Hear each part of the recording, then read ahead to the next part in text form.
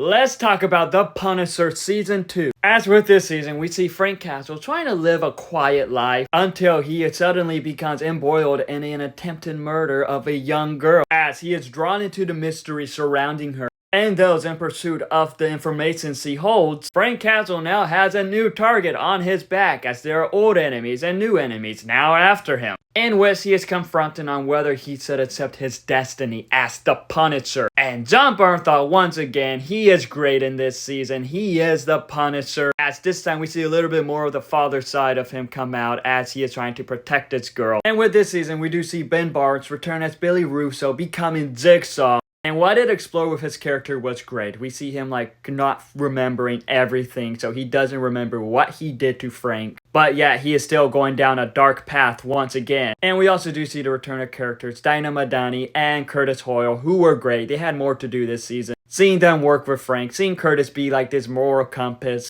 that was pretty great to see. And seeing Georgia Wiggum as Amy, this young girl that he is trying to protect, she was great. We see the father in him come out a little bit with her, as they had great dynamics with one another. But also we do see some Daredevil characters like Brett Mahoney and Karen Page, which Karen Page only appears in one episode, but Brett Mahoney, he appears in several episodes, trying to stop the Punisher, trying to stop all this crime. And with the antagonists in this episode, besides Billy Russo, we see this cult going after Amy for information that she has about the son of one of the heads of the cult. Which I'm not gonna lie, I'm all for seeing Punisher versus a cult. But the main member of the cult that is going after them, I didn't really find him too interesting. But it was yet still interesting to see, as there are some parallels between him and Frank in a way. And with this season, it has a lot of action right away. And that is always entertaining to see because it's the Punisher and it's brutal as heck. And throughout the series, we see Frank dealing with a lot of stuff because Billy Russo is now back. So Dinah is needing his help with that. Plus him protecting this girl from this cult. Let's just say he had a lot of punishing to do.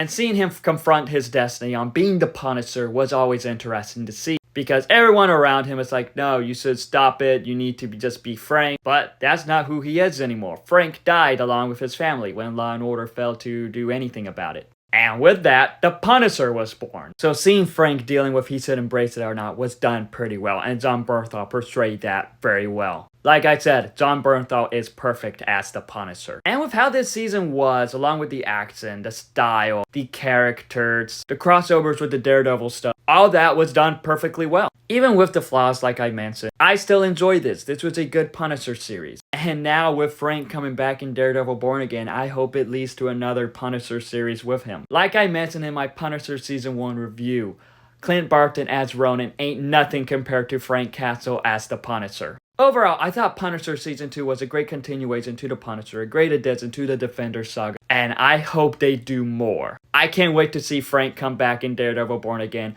but what are your thoughts on the Punisher Season 2? Let me know in the comments below, and follow me for more.